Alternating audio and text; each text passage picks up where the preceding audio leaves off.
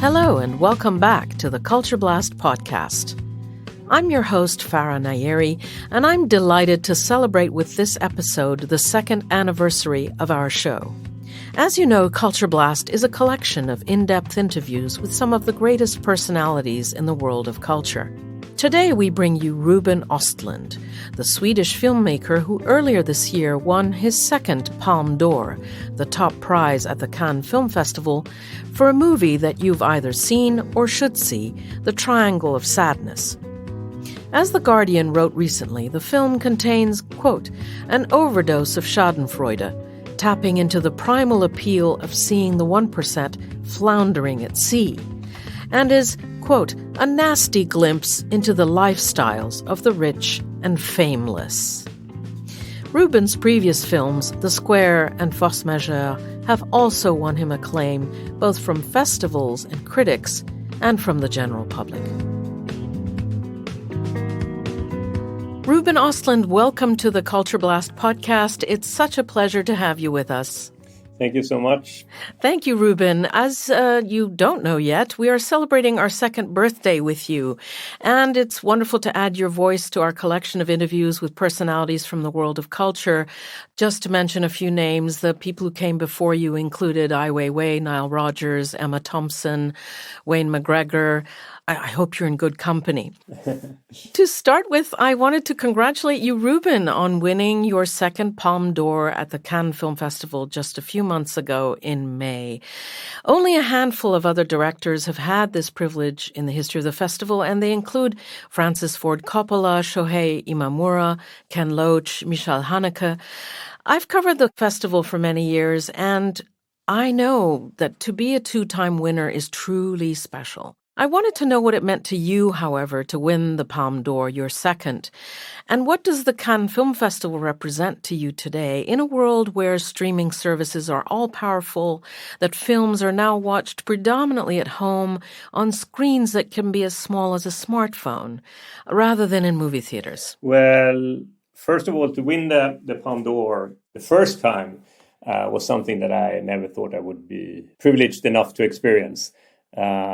It was something that came kind of unexpectedly. All the positive sides of it, of course, is that you get a lot of attention for a film. But then it also puts a certain kind of pressure on your shoulders when you're starting to work with your upcoming film. So when I was working with Triangle of Sadness, I felt like everybody's just expecting it to be in competition in Cannes. So I was kind of nervous to make it into competition. When we made it into competition, then I was super happy and I felt, okay, my job is done. All the distributors, their expectations are fulfilled, so to speak. But then we had a really good screening in Cannes. It was the first weekend. It was maybe one of the best screenings I have experienced of any of my films. And when that happens, you start to dream about getting a prize. So when we were invited for the award ceremony, it doesn't mean anything. Of course, you can be invited without getting any prize, but still there's a lot of speculations going on, and you can tell which other teams that are in there, which other films that are represented. And finally, it's only one prize left. And I remember, I'm sitting there in the audience, I'm looking at my colleagues, my friends that I've been working with for 20 years, and we have been going through so many different stages in our career. Yeah. And we are starting to realize we are going to win the Palme d'Or again. It was a millisecond where I felt, do I really want to go through this again? because it's a crazy year that follows after a Golden Palm. But then, okay, it's so much traveling, so much. You get a lot of a possibility to get your films out in the media and talk about your film and so on, which is a great thing, but it also takes a lot of work, of course. But this time, in some ways, I think it also took away some pressure from my shoulders. The first palm is making everybody look at you in a little skeptical way, Oh, yeah. And then when the second palm comes, then it's also for the jury to say the first jury was right to giving me the palm. So at least right now, I feel that taken away some pressure on my shoulders. Yeah, I mean, you got enough validation now, haven't you, Ruben? Yeah, exactly. 2 Palme d'Ors instead of 1. Yeah, that's validation, I guess. Your Palme d'Or winner, the latest one, Triangle of Sadness, it kind of split the critics in Cannes, but it is turning into something of a cult movie with audiences everywhere. And you describe it as a wild and entertaining roller coaster for adults. And it refers, Triangle of Sadness, that expression, I guess, refers to the frown lines that are located between a person's eyebrows, which indicate how much worry and stress they've had in their life. And I guess it's something that plastic surgeons and the fashion and beauty industry focus on quite a bit. But to me, the word triangle also refers to the 3 parts of your film. You know, the first part showing interactions between a young couple, a male and a female model, and the second part on this spectacular yacht full of billionaires and members of 1% acting like they own the world, and then the third part on a desert island, and I won't say further. It looks paid for the tickets. Not bad, huh? So what do you do? I sell shit. The success of a luxury cruise mainly depends on you. And I don't want to hear anybody saying no. It's always, yes, sir, yes, ma'am. I command you, enjoy the moment. No, No? no, What? You say no to me? no, no, Oh, so it's yes. yeah, no. Yes? Going in, yes. You know, your film, The Triangle of Sadness, this Palme winner, you know, it's an acquired taste because, I mean, as you know, there have been critics who have been very, very harsh about it. And then there have been others like Michel Simon of Positif, who is probably one of the most famous film critics alive, who gave it 4 stars in that rating, that ranking, you know, the Screen Daily at Cannes, you know, where they all give stars. I think that there are elements of it that can come across as caricature and farce and that can seem facile in some way to some people. And then there are elements of it that are incredibly deep, and we'll get to that later. But, you know, how have you felt about this sort of reaction from the critics, which is, in some cases, has been harsh? I think the harshest ones actually have been kept away from me, so I don't know about them. But, you know, I think I'm used to splitting up the critics. It have been like that basically from my first film. My feature debut was called The Guitar Mongoloid, and I did a quite fun thing with it when I released it on DVD. Mm-hmm. You know, so on the back of the cover of the DVD, I had all the good reviews. It was like the best Swedish film of the year, and all the 5 stars were on the back. But then when you came home and you were about to put the DVD in the DVD player and you had to open up the cover, then on the inside I had collected all the bad critics. So it said the worst Swedish film of the year and all the 1 grades that I got. When you're moving closer to like comedy or, as you said, farce, or I don't know how to describe my films myself, but yeah. Then also out of tradition, the grade go down a little bit. Comedy is not considered something that is as prestigious to deal with as drama. So there are a lot of elements that are like this that are connected to it. And yeah, I am a little bit used to it, but of course I get sad. I want everybody to love my films. So before we move on to your childhood and formative years, I wanted to ask you, put to you this question that I was putting to you earlier. I remember interviewing Wim Wenders around the time that he was releasing his extraordinary documentary Pina about Pina Bausch, who was his friend, the great choreographer. And he told me that making a full-length feature film was just such an extraordinarily complicated, time-consuming, and painstaking task, from the production and getting that together and the money, to the filming, to the distribution, to the release in movie theaters, that he himself was more inclined to shoot documentaries nowadays, which seems to be the case. Now, what are your thoughts on the challenges of filmmaking, and how difficult and terrifying do you find them? I agree on Win in many ways, because one of the great obstacles of making feature films is that it's so far from input to output. Exactly. It's so far from the point where you get an idea that you want to make a feature film out of until the feature film is finished. So, 3 or 5 years have been the time range for me. And you have to both protect your idea, so you don't take away the unique qualities with it, at the same time as you have to get input from people in order to improve it, and fight with financing the film, costing the film, and so on. It's a very long process. It's almost more similar to being an architect, I feel sometimes, than any other art form. They also have such a long process when they are starting a project.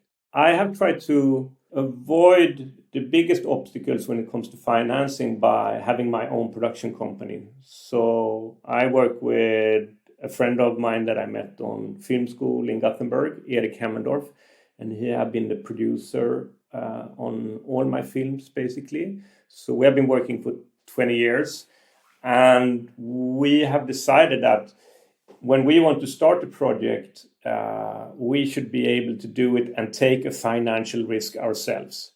So we don't want to end up in the situation that we are put on hold and can only start a project when someone else says so. So very often when we have decided, okay, now we want to start a project, we approach like the Swedish Film Institute and ask them, okay, we're going to make this film. Do you want to be on board or not? Because this train is leaving now. And of course, that puts a certain kind of pressure on them that they also have to join in. But for me, the energy that you have in the start of a project is kind of important, because if you're put on hold and then you start to question your idea, you start to think about, should I do something else? Is this the right project? That is very dangerous for the creative process. So that is one way that I have tried to avoid the obstacles that is with feature films. Okay, that sounds smart. To move on to the subject of your childhood and your formative years, about which I know nothing, you describe yourself as an agitator, and I know that you grew up on an island just off Gothenburg in Sweden with your older brother and a single mom who was left-leaning and had, I think, communist ideas. I mean, have you always been an agitator, even when you were a little boy? Were you like an agitating boy, like a mischievous boy? I don't know, but I think I was someone that wanted to make things happen. Yeah. And I was probably one of the boys in the peer group that was like pushing for us to start to film our hobbies. We had the possibility to borrow a video camera from the commune and an editing table from the commune, a VHS video camera. And I started to film my friends when we were windsurfing and mountain biking and rock climbing. And then when it comes to my agitating side, maybe it comes from my upbringing, because in my family there were always loud political discussions. Right. My brother, he became more like a liberal or a right-wing liberal, at least as we call it in Europe. And there was always a political debate in my home over the Sunday dinners. And we had a lot of fun talking politics, and even if we didn't agree on each other, it was something that was. So you were more left leaning. You were more like your mom, I guess. Or? Yes, I'm a little bit more left leaning than my brother. My mother, she became left wing during the 60s, and she was working as a primary school teacher in one of the areas in outside Malmö, the third biggest city in Sweden, that they had some problem, like social economical problems. And I think that her working in this area at the same time as she got introduced to these like socialistic ideas, it became something that became a fundament for her as a human being. So she still is a big supporter of socialistic ideas, and she's one of the few that actually calls herself a communist even these days. So there's a lot of discussions that comes from that. And one thing that I think I got from my upbringing also from Marx, because Marx was also one of the founders of sociology, and sociology is a beautiful topic because it always puts the human being into a context and looks on us and our behavior from a context. So shows that our behavior comes very much of the setup of a given situation. I see. But can you talk about sports as well? Because I think you were very good at a number of sports, skiing and... Yeah, I mean, during the 70s and 80s when I was brought up, the skiing and the idea about free skiing, to be a ski bum, as it was called back then, spend the winters on a ski resort.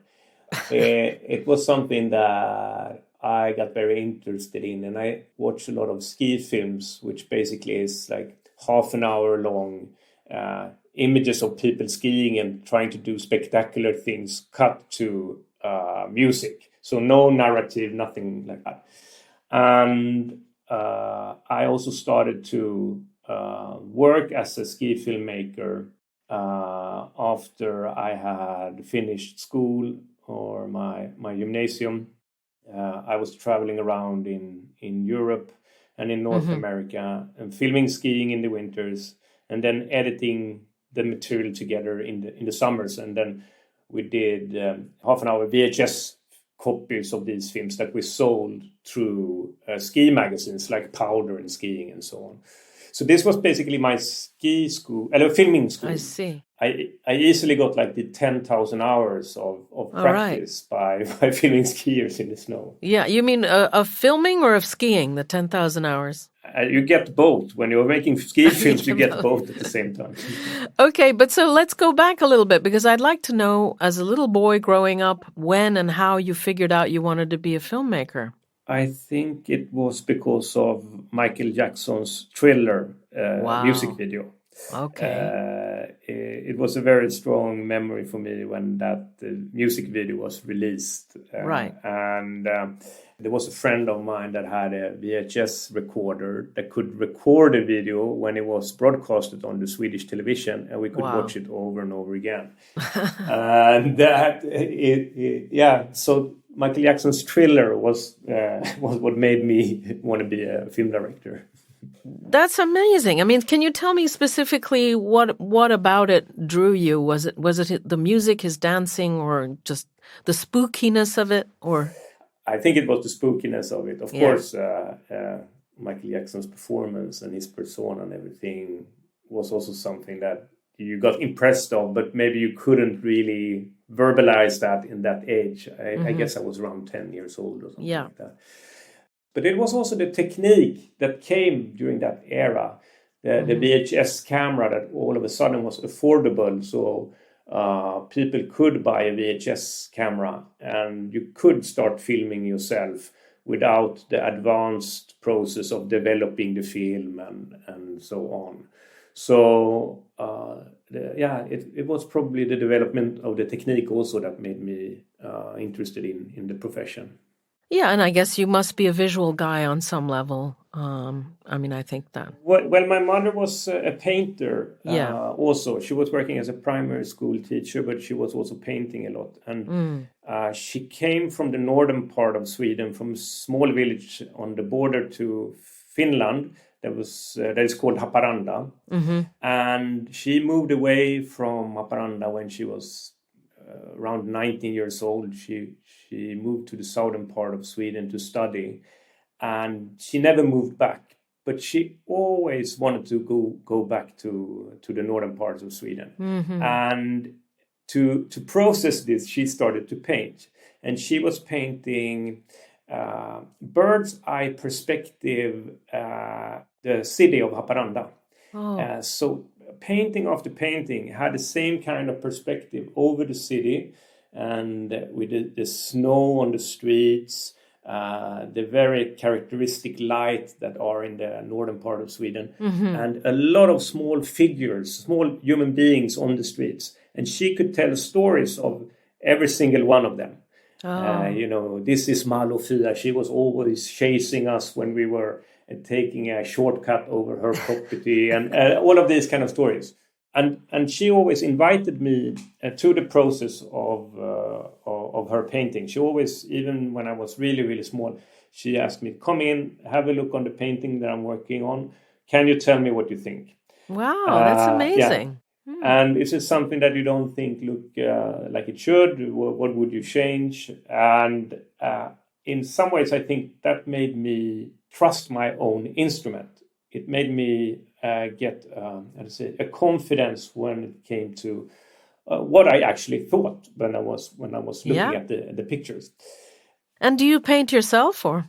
I have been painting. I'm coming also from a background of graphical design, because when I was in gymnasium, I was studying graphic design, and I learned like programs like Photoshop and Illustrator and so on. So yeah, I would say that it's a part of my process to storyboard pictures that I put quite much work on. The topics of beauty and sexuality are some of the dominant themes of the Triangle of Sadness. And you've said that you started thinking about these themes, beauty, sexuality, around the time of the Me Too movement. And can I get you to talk about that more, how Me Too sort of triggered you thinking about these things?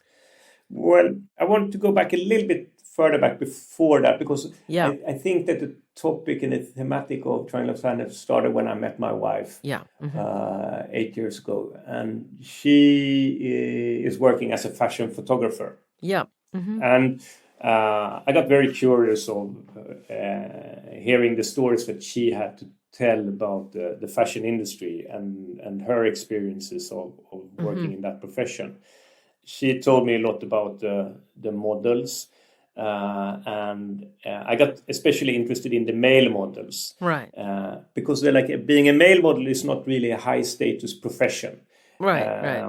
Models come from many different parts of society, and quite a few of them come from working class. And she told me about one friend of hers that when he was 19 years old, he was working as a car mechanic. Right. And he got street casted. So someone was asking him on the street, do you want to try out to be a model? And he's like, yeah, sure, I can try that. And 2 years later, he's one of the best paid male models in the whole industry of fashion. And he does a perfume campaign that makes him basically world famous. If I would show you the picture, you would probably recognize it. Okay. And so very quickly, have been traveling class society and gotten used to a certain kind of lifestyle. And the ticket to this world was, of course, his beauty, his looks. Yeah. But when he is up there on the peak of his career, so to speak, he's starting to realize, I'm losing my hair. I'm getting bald. Right. So he's losing his currency. Yeah. And he went to his agent and he told his agent, okay. And his agent was looking at this hair problem. And he said, okay, maybe you have 2 more years working as a model. Oh, my God. But we also have another problem. And it's that you are too connected with the perfume brand that made you famous. Oh. So no one else wants to book you on the same level. Amazing. So in order to rebrand you, it would be great if you get together with a famous girlfriend. And for me, the concept of like a branded couple, the concept of that our most private relationships actually also is a business model. I was a little bit shocked when I heard these things. Yeah, absolutely. So it was these things that was the starting point. Just to go back to you and your formative years, I've observed in life, in my own entourage, that boys and young men who were raised by single mothers have a lot of empathy and respect for women and what it's like to be a woman. And your film Force Majeure, which is about a family on a ski holiday, when tiny cracks start to appear in the life of the couple, I find that film is incredibly in tune with what goes on in the mind of a woman as well as of a man. I think that somehow you manage to understand both genders. And would you agree that your childhood or your upbringing shaped your view of womanhood, and maybe that you're something of a feminist? Yes, but of course I am a feminist in one sense. I think you're right also since my mother were politically engaged, she Yeah. was discussing a lot about the situation for women when it came to working and Yeah. but also in the Swedish society, this is something that have been a topic that you're brought up with if you're a Swede. Yeah. Very early, you get to know as a man that you should take half responsibility for the children. Right. Kindergarten is something that is for free in Sweden in order to make it easy for the women to get back to work earlier. Equality in itself is a topic that is on the agenda, and maybe also Sweden is not so focused on like the conservative ideas about the family structure. If you look at the Swedes, we have a lot of trust in the state, Yeah. and we have a lot of trust in the individual. You talked about equality of gender. Let's talk about a different kind of equality or the lack of it, and that is wealth equality and inequality. Your last two films have been, I think, critical of extreme wealth and capitalism, or have denounced the wealth gap. We live in an era where capitalism and income inequality and the 1% are very frequently spoken about because there is this widening income gap. And, what do you think is good about capitalism or what's wrong with it? And do you think the fact that audiences like your latest film so much has to do with the schadenfreude of watching the 1% suffer? It probably has something to do with that. But I think capitalism is great in many ways, or market economy is really, really good in many ways. I mean, it have increased so many of the life qualities. We live longer, we have less child mortality, we have more money to spend. And there's certain kind of luxuries in our everyday life that definitely comes from market economy and capitalism. But then, of course, you have the unregulated capitalism that is creating things that is not really for the human being. It's like almost what? if you look at housing and living today, and for young people to get somewhere to live, you basically have to getting big loans and be in debt, and immediately you're brought into this a trap of debts where you have to work a lot in order to cover your life expenses. And so life becomes like something that you're always trying to catch up. Right. And then you're not really using the qualities of capitalism, because the qualities of capitalism is that we build a certain kind of economical base so we can enjoy life. But then all of a sudden it's like that human beings is there to feed capitalism. And so that is one part of it, of course. And then the other part of it is the extreme differences when it comes to rich and poor, and that it creates a society which is more unstable, and where people don't seem to be happy, basically. So in a more equal society, you can tell that the life quality also goes up because people are getting more happy. Yeah, that's right. And I mean, would you say that you have some kind of viewpoint that you're trying to convey in the Triangle of Sadness? I mean, where do you sit as the filmmaker when it comes to the 1% and income inequality and billionaires and the rest? No, but stop bullshitting and pay taxes. No, but okay. Okay. In Sweden, you're quite pro taxes. In Sweden, you have a trust in the state. So you believe if you pay taxes to the state, it's basically paying to yourself and building the society. Yeah. Okay. I wanted to ask you a technical question. If you'd like to share with me and listeners these vomiting scenes in the Triangle of Sadness. I mean, they go on for many long minutes, and some people couldn't stand watching. I watched all the way through. I found them kind of comical in a way, but. Is there a secret that you can share with us of how you could like show the vomiting? Well, the start of the vomiting scene came from a fun idea that I got. That it was that the Marxist captain, the captain that I consider an idealist, Marxist and an alcoholic, that he should... Played by Woody Harrelson. Played really, really nicely by Woody Harrelson. Yeah. That he should get really drunk together with the Russian oligarch, and they should start to play with the microphone system on the yacht. Yeah. And during a storm, they should start to have a political discussion over the microphone system. And the captain should read from the Communistic Manifest. So it goes out in the speakers in the cabins of the vomiting guests of this luxury yacht. I was just fond of that idea. I thought it was an interesting situation to explore. So I needed a storm on the yacht in order to make the passengers seasick. Mm-hmm. And early in the process, I asked the set designer, Josefin Åsberg, can we build the interior of a yacht on a gimbal, on a big construction, so we can tilt the whole room 20 degrees and rock it, so we can simulate like big waves on the ocean. Yeah. And Josefin Åsberg, she's a kind of crazy person, so she says, yes, of course we can do that.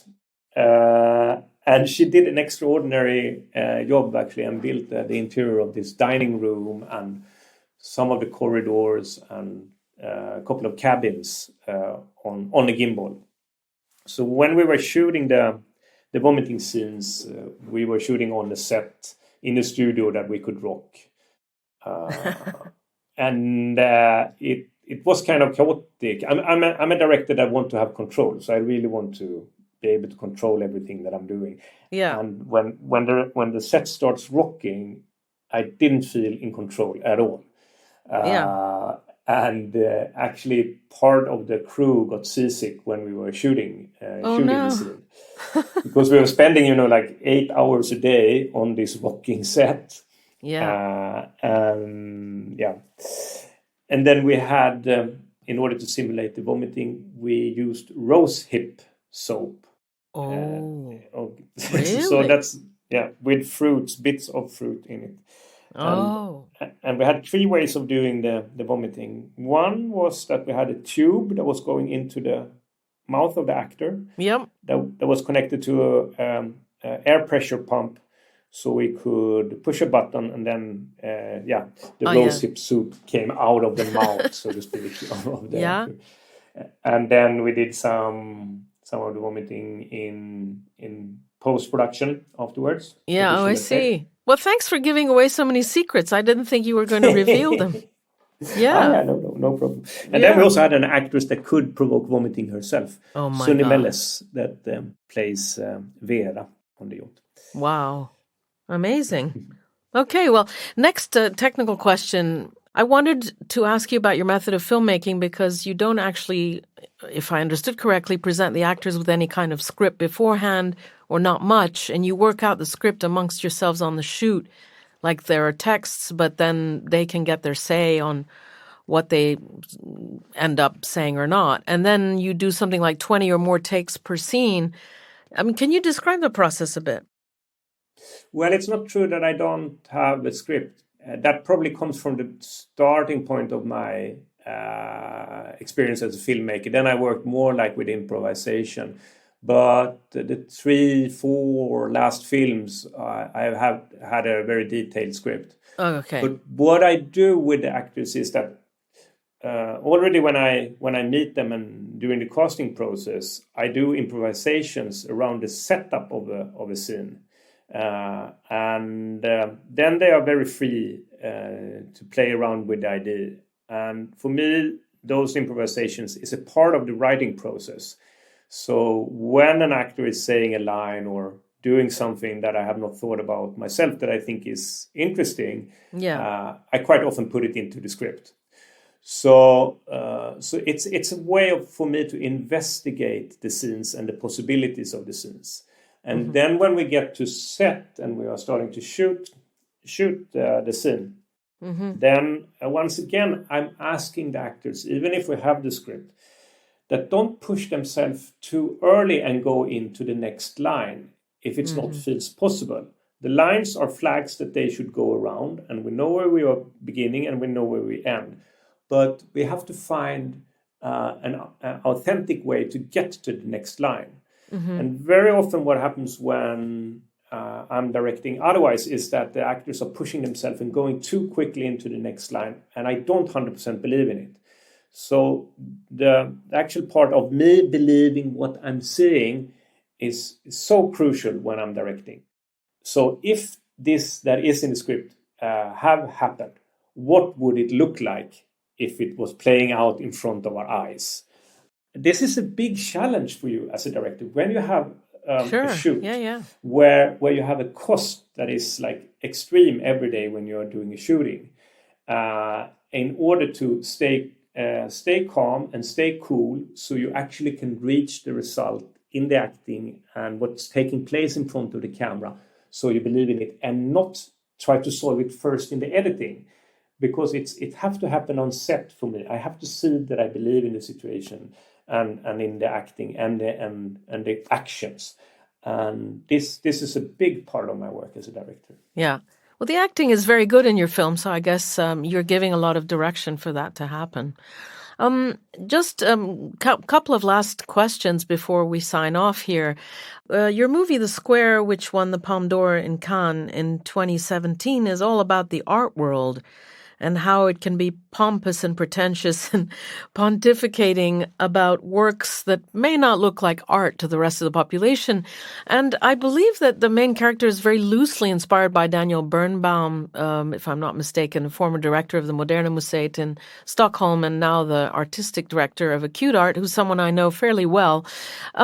Just leaving aside Birnbaum in general, how does someone in real life inspire a character in a script?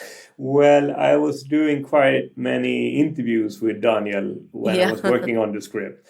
And when I'm trying to understand someone that works as a curator on a big museum of contemporary art, I need to have the experiences that you get from that profession. Right. And Daniel was very generous. He told me a lot about, what you need to maneuver when you have that position. Right. You're maneuvering the reputation of a museum. You're maneuvering controversy, artists that maybe is dealing with content that is provocative. At the same time that you are maneuvering people that are giving away a lot of money to the museum, right? Like charity and things like that are founding the museum. And it was these, aspects of the position, which strings that are attached to the position that you're handling, that Daniel gave away. And told me. It's not really, I wouldn't say that Daniel is, the role model for Christian. That would not be fair. No, I don't think, they don't look similar to me anyway. But in general, what do you think of the art world? Because it's a world that I inhabit in some way. I've just written a book about it called Takedown, and I cover it on a daily basis. But, do you think the art world is, silly? Or, how do you find it? No, but I think that all of us are silly. And I think that I'm interested in when we fail as human beings. I'm interested in when the expectations of who we are, when certain kind of traditions is taking over common sense. And therefore, the art world is, of course, it's an interesting word to investigate. And after modernism and postmodernism and so on, there have been very strong traditions in the art world that is repeating itself over and over again. So if you go to a contemporary art museum, basically all over the world, you will have the same kind of experience. And I see few examples where an art museum is trying to challenge the convention of like MoMA, for example. MoMA, I guess, is like almost a role model of the contemporary art museums. Mm-hmm. So I was interested in going into that world and point out things that I think is that you can laugh about a little bit. And I must say, like, some people have to understand me. If I would make a film about the world of cinema or the work as a director, I would be equally harsh towards Oh, sure. myself and my own industry. Because the thing is that I'm much more interested in when we fail as human beings than when we succeed. And yeah. Okay, this was my next question. I mean, why are you so interested in showing human beings failing? Because you are attracted to American cinema. In Hollywood, as you know, there's a long tradition of the happy end. And, you know, in your movies, there are really there are no happy ends. And you're always seeing things that are always going pear-shaped in your films, and you're interested in them going pear-shaped. But I just wanted to know why. Well, maybe that's the part of European cinema that I brought in. Okay, you're American storytelling, but I always not the happy end. No, but I have to go back to sociology again. Right. Because I think that also we live in a time now where we are completely obsessed with the individual. We are trying to explain the world from the specific behavior of individual people and actions. It's almost when we look at news reporting, we have a good guy and a bad guy, and a protagonist and an antagonist. The way that the movies have been told for a long time now. And if you have the approach of stepping back a little bit and looking at our behavior and put the characters, the individuals that are dealing with the setup of the situations, and put a spotlight on the setup that they are dealing with, then we are like having more behavioristic point of view on our actions. And I don't blame the individual when we fail. I'm rather like, okay, look, with this giving circumstances of a situation, I would also be able to do these horrible things that the characters are doing.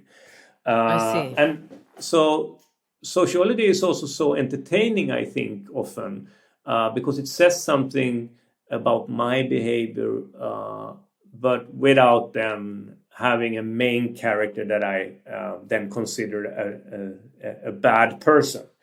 And the failure for me, it gives us much more knowledge about who we are. Mm. Well, it doesn't seem like you have too much experience of it since you're now the proud possessor of 2 Palme d'Ors, but there you go. Yeah, I only You're not an I fail personally in my personal life. I have a lot of experience of that. Yeah. So my final question is about your next film. I believe it's going to be about a long-haul flight where the entertainment system breaks down. And I guess we can expect some creepy things to happen. Can you talk a little bit more about that? Yes, it's called The Entertainment System is Down. Okay. And, there was someone writing a thesis, I think it's called, like 1984. There was a literature professor that was comparing A Brave New World with 1984, those 2 books. And he said, okay, 1984, he said, okay, we didn't end up in 1984, the totalitarian system that is controlling the people in the system in a totalitarian way. We ended up in a brave new world where the people are in love with an entertainment machine that is constantly, distracting us and making us passive. I thought it was kind of interesting that this was written 1984. And if you look at our behavior today, when we are basically dopamine addicts when it comes to scrolling the screens, we can constantly distract ourselves. And when I'm on a flight, it's one of the few times when I'm not connected to internet. Yeah. And it makes me behave in a little bit of different way. But then I often have the entertainment system, so I can watch movies. So I'm not completely left alone to my thoughts, so to speak. So I thought it would be interesting to have a long haul flight where the passengers, quite soon after takeoff, gets the horrible news from the crew that the entertainment system is not working. And with that setup, look at our behavior, look at the positive sides of it, look at the downsides of it. Modern human beings dealing with circumstances that we are not that used to deal with anymore. Yeah, that's absolutely right. Anyway, so we've come to the end of this show. Ruben, I wanted to thank you sincerely for being with us because it is our second birthday. You're celebrating our second anniversary with us with this particular show. And it gives me particular pleasure because the co-founder of the show, Carina Pierre-Rochard, is from Gothenburg. So we've come full circle by bringing a Swede in as our guest here. Thank you so much, Ruben. It's been a great pleasure talking to you. Thank you so much. Thank you. Thank you, and all the very best for the entertainment system breaking down. Thank you. Take care. Take care. Bye-bye. Bye-bye.